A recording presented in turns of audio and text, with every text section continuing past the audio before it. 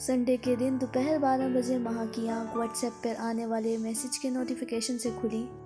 مہا نے what's app open کیا تو ایک انجان نمبر سے سوری کا میسج آیا ہوا تھا۔ مہا حیرت میں مبتلا ہو گئی کہ آخر یہ نمبر کس کا ہے اور کس نے اس کو میسج کیا ہے اور سوری کس لیے کہا ہے۔ ذہن میں ابھرنے والے مختلف سوالات نے مہا کو پزل کر دیا۔ مہا نے سوچا کہ وہ جواباً میسج کر کے پوچھے کہ یہ کس لیے، لیکن یہ سوچتے ہوئے کہ پتہ نہیں کون ہے اور کون نہیں، ہو سکتا ہے غلطی سے میسج کیا گیا ہو، لہٰذا اس نے میسج کو اگنور کیا۔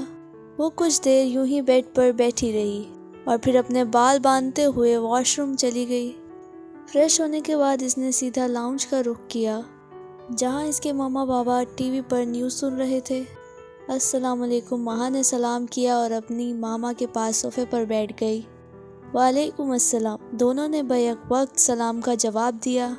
شرمین بیگم نے پوچھا، ہو گئی صبح نوابزادی کی؟ جی ماما، بھوک لگ رہی ہے، ناشتہ ہی بنوا دیں، مہا نے شرمین بیگم کو جواب دیا۔ ابھی بنوا دیتی ہوں، بتاؤ کیا کھاؤ گی؟ شرمین بیگم نے پوچھا۔ مہا نے جمائی لیتے ہوئے جواب دیا، آملیٹ بنوا دیں۔ ابھی بنوا دیتی ہوں، فقیرہ مہا بی بی کے لیے آملیٹ بنا دو جلدی سے۔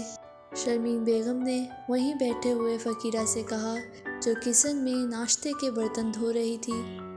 جی بیگم صاحبہ، ابھی بنا دیتی ہوں، فقیرہ نے لاؤنج میں آ کر جواب دیا اور واپس جا کر آملیٹ بنانے لگی۔ سب نے ناشتہ کر لیا تھا، ماں سوائے مہا کے۔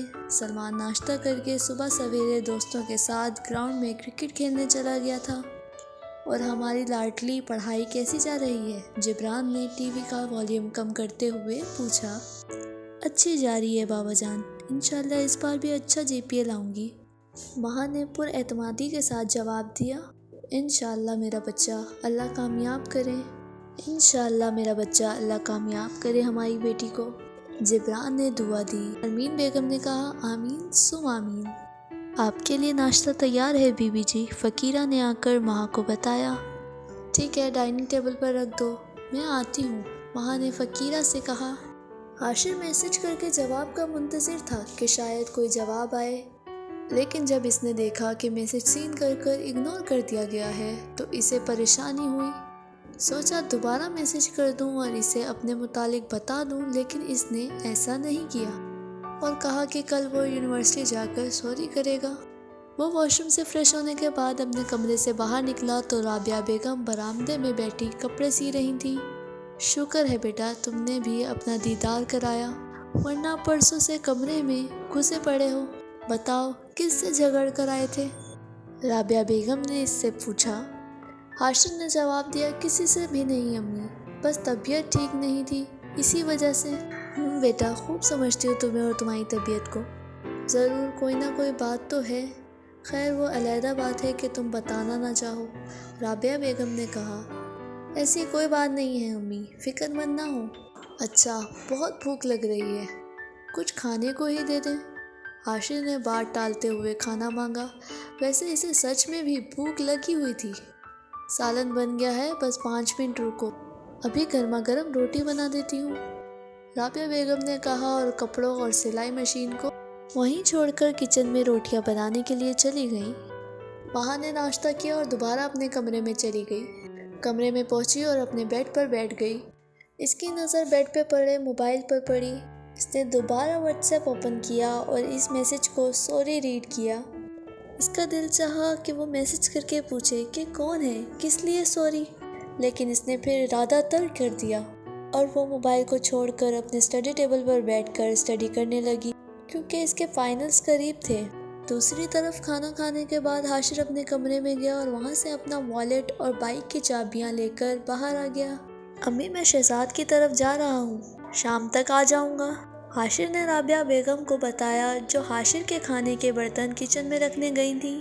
رابعہ بیگم نے کچن سے باہر آتے ہوئے کہا، جلدی آ جانا، راشن بھی لانا ہے، ختم ہو گیا ہے۔ جی امی جلدی آ جاؤں گا، حاشر نے جواب دیا اور اس کے بعد اپنی بائک پر سوار ہو کر شہزاد کی طرف چل دیا۔ آئی نہ جاؤ تم جلدی، رابعہ بیگم نے خود سے ہم کلامی کرتے ہوئے کہا اور کپڑے سینے بیٹھ گئی۔ ہاں جانی، شہزاد نے کال ریسیو کر کے کہا۔ باہر آؤ، میں تیرے گھر کے باہر کھڑا ہوں، حاشر نے کہا۔ ایک منٹ میں آیا کہہ کر شہزاد نے کال بند کی اور گھر سے باہر آ گیا۔ سلام دعا کے بعد شہزاد نے عاشر کو اپنے ڈرائنگ روم میں بٹھا دیا اور خود چائے کا کہنے کے لیے اندر چلا گیا۔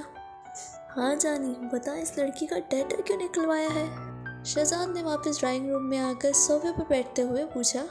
عاشر نے جواب دیا، بس کچھ نہیں، ایسے ہی۔ ایسے تو کچھ نہیں ہوتا، کہیں دل تو نہیں آ گیا اس پر؟ شہزاد نے تنگ کرنے کی غرض سے پوچھا۔ عاشر نے عاشق ٹائپ مزاج میں جواب دیا، ہاں دل آ گیا ہے اس پر، محبت ہو گئی ہے اس سے، دن میں، راتوں میں، خوابوں میں، ہر جگہ وہی دکھتی ہے۔ او پاگل، دماغ تو نہیں خراب تیرا؟ کیا بہکی بہکی باتیں کر رہا ہے؟ ڈیل کیا تھا اس نے تجھے، وہ بھی پوری یونیورسٹی کے سامنے، اور تو ہے کہ اب کیا کہوں میں تجھے؟ شہزاد نے غصے اور حیرت کے ملے جلے جذبات میں کہا۔ عاشر نے جواب دیا، کوئی بات نہیں، مجھے برا نہیں لگا، غلطی میری بھی تو تھی جو اس سے اندھوں کی طرح ٹکرا گیا۔ وہ گھر لوٹا تو ماں نے کہا، یہ لو لسٹ اور پورا سامان لے کر آنا اس دفعہ، پچھلی بار بھی آدھی چیزیں دکان پر ہی بھول آئے تھے، پھر واپس جا کر لانی پڑی تھی، اس لیے اس بار دھیان سے سارا سامان پورا کر کے لانا۔ رابعہ بیگم نے عاشر کو سامان کی لسٹ اور پیسے تھماتے ہوئے نصیحت کی۔ عاشر نے پیسے گنتے ہوئے جواب دیا، جی امی، سارا سامان لے کر آؤں گا، فکر نہ کریں، کچھ نہیں بھولتا۔ عاشر بائک پر سوار ہو کر جانے کو تھا کہ رابعہ بیگم نے پیچھے سے آواز دی، پانی پر نہیں چلتی ہے یہ بائک، کبھی 2 قدم چل بھی لیا کرو، یہ گلی کے کونے پر ہی تو دکان ہے، توبہ ہے ویسے ہر ڈرامی کی۔ جی امی، پیدل ہی جاتا ہوں، عاشر نے منہ بناتے ہوئے کہا اور منہ میں کچھ بڑبڑاتا ہوا گھر سے نکل گیا۔ کچھ دیر بعد سامان لے کر آ گیا۔ رابعہ بیگم نے سامان دیکھا اور لسٹ کے ساتھ ملایا تو شکر ادا کیا کہ سامان تو پورا ہے۔ دوسری طرف یونیورسٹی میں مہا شانزے سے کہہ رہی تھی، یار تو تم ٹھیک ہی کہہ رہی تھی، میں نے اس لڑکے کو کچھ زیادہ ہی سنا دی تھی، مجھے بھی بہت افسوس ہو رہا ہے۔ وہ دونوں یونیورسٹی کے لان میں اپنے فری لیکچر میں بیٹھی ہوئی تھیں۔ شانزے نے جواب دیا، میں نے تو تمہیں کہا تھا، زیادتی کی ہے تم نے اس کے ساتھ، تم کچھ زیادہ ہی ہائپر ہو جاتی ہو۔ اچھا نا، غلطی ہو گئی، غلطی انسانوں سے ہی ہوتی ہے، آج سوری کروں گی اس سے، لیکن مجھے اس کے ڈپارٹمنٹ کا ہی نہیں پتا، وہاں نے افسردہ ہو کر کہا۔ اس کی آنکھوں میں شرمندگی واضح تھی۔ B B A final years کا اسٹوڈنٹ ہے، عاشر نام ہے اس کا، شانزے نے بتایا۔ تم نے یہ جانکاری کیسے حاصل کی؟ مہا نے حیرت انگیز انداز میں شانزے سے پوچھا۔ اس کی کلاس کی لڑکی تھوڑی دیر پہلے مجھے کینٹین پر ملی تھی، اس نے بتایا ہے کہ تمہاری دوست نے کافی انسلٹ کی ہے میرے کلاس فیلو کی۔ شانزے نے بتایا، وہ کچھ دیر پہلے کینٹین سے لیز اور جوس لینے گئی تھی۔ پھر تم نے کیا جواب دیا؟ مہا نے پوچھا۔ شانزے نے شرمندگی سے جواب دیا، جواب کیا دینا تھا، چپ کر کے واپس آ گئی۔ کہاں جا رہی ہو؟ شانزے نے مہا سے پوچھا جو بینچ سے اٹھ کر جانے لگی تھی۔ عاشر سے معافی مانگنے، ماں نے جواب دیا اور بی بی اے ڈپارٹمنٹ کی طرف چل پڑی۔ شانزے نے پیچھے سے آواز دے کر پوچھا، میں ساتھ آؤں تمہارے؟ ماں نے بغیر رکے اور پیچھے دیکھے جواب دیا، نہیں۔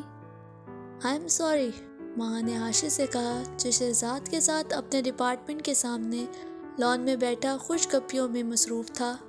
ہاں؟ میرا مطلب کس لیے؟ عاشر نے منہ اوپر کر کے ماں کی طرف دیکھتے ہوئے ہڑبڑا کر پوچھا، وہ جو اس دن ہوا اس کے لیے، میں نے شاید تمہیں کچھ زیادہ ہی سنا دی تھی، ماں نے شرمندہ ہوتے ہوئے کہا۔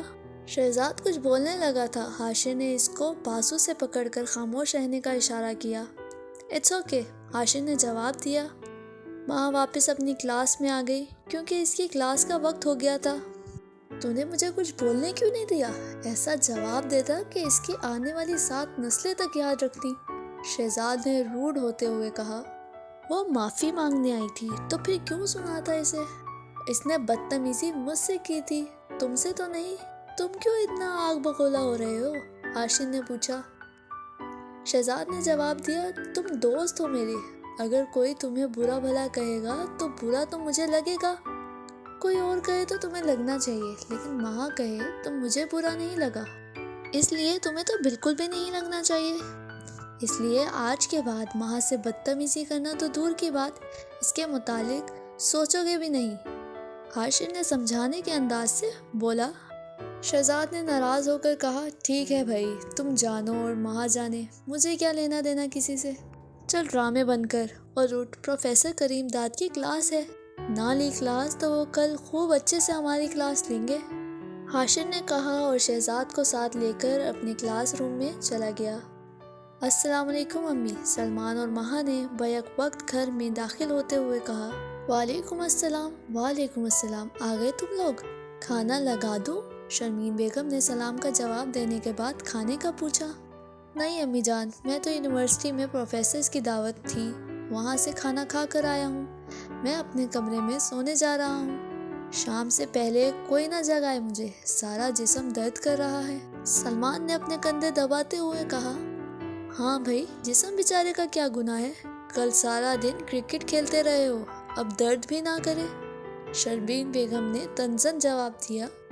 سلمان نے منہ بناتے ہوئے کہا، امی ہفتے میں ایک دن تو کھیلنے دیا کریں۔ شرمین بیگم نے کہا، ہاں بھائی کھیلا کرو، روک کون رہا ہے، پھر مجھے نہ بتایا کرو کہ جسم درد کر رہا ہے تو اب یہ ہو گیا تو اب وہ ہو گیا، ہو جاؤ، کوئی نہیں جگاتا تمہیں، اور ہاں پین کلر لے لینا۔ جی لے لوں گا، سلمان نے جواب دیا اور اپنے کمرے میں چلا گیا۔ شرمین بیگم نے ماں سے پوچھا، تم کھاؤ گے کھانا؟ جو کافی دیر سے خاموش کھڑی ماں بیٹے کی نوک جھوک سن رہی تھی۔ ماں نے جواب دیا، جی امی، مجھے تو بہت بھوک لگی ہے، مجھے تو لا دیں کھانا۔ شرمین بیگم نے کہا، تم فریش ہو کر آ جاؤ، جب تک میں کھانا لگوا دیتی ہوں۔ ماں اپنے کمرے میں چلی گئی اور 10 منٹ بعد فریش ہو کر ڈائننگ ہال میں آئی تو کھانا لگا ہوا تھا۔ اس نے کھانا کھایا اور دوبارہ اپنے کمرے میں چلی گئی۔ یہ نمبر کس کا ہے؟ ماں نے خود سے ہم کلام ہوتے ہوئے کہا۔ اس نے میسج کیا، کون؟ کچھ دیر بعد رپلائی آیا، حاشر، معاف کیجیے گا، میں نے سوری کا میسج اس لیے کیا تھا، میں آپ کے ساتھ اس دن ٹکرا گیا تھا، غلطی سے ٹکرایا تھا، جان بوجھ کر نہیں۔ اٹس اوکے، کوئی بات نہیں، مہا نے رپلائی دیا۔ مہا اور حاشر کے درمیان دوستی ہو گئی تھی، روزانہ ان کی یونیورسٹی میں ملاقات ہوتی تھی اور رات کو چیٹنگ۔ دونوں کے امتحانات ہو گئے تھے، دونوں اپنی اپنی ڈگری مکمل کر چکے تھے۔ مہا نے یونیورسٹی میں ٹاپ کیا تھا اور اسے گولڈ میڈل سے نوازا گیا تھا۔ حاشر نے اس بار اچھے جی پی اے سے فائنلز پاس کیے تھے۔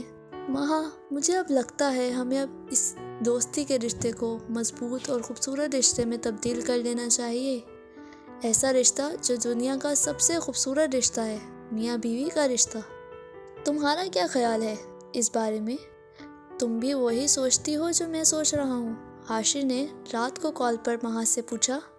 ہاں حاشر، میں بھی ایسا ہی سوچتی ہوں، میں بھی سوچتی ہوں ہم دونوں ہوں، صرف اور صرف ہم دونوں، ہمارے درمیان کوئی تیسرا نہ ہو، مہا نے جواب دیا۔ حاشر نے اظہار تشویش کرتے ہوئے پوچھا، تو پھر میں جلد تمہارے گھر رشتہ بھجوا دوں؟ کیا تمہارے گھر والے مجھے قبول کر لیں گے؟ کیوں نہیں کریں گے؟ کیا کمی ہے تم میں جو تمہیں پسند نہیں کریں گے؟ مہا نے پوچھا۔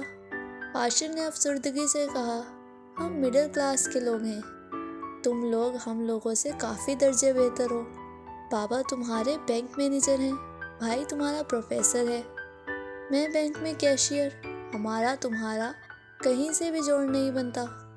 مہا نے کہا، تم میری پسند ہو، اس لیے میرے گھر والے تمہیں میرے لیے ضرور پسند کریں گے، پریشان مت ہو، بس جلد از جلد آنٹی کو بھیجو میرے گھر رشتے کے لیے۔ ٹھیک ہے، میں جلد ہی امی کو بھیجوں گا، حاشر نے جواب دیا۔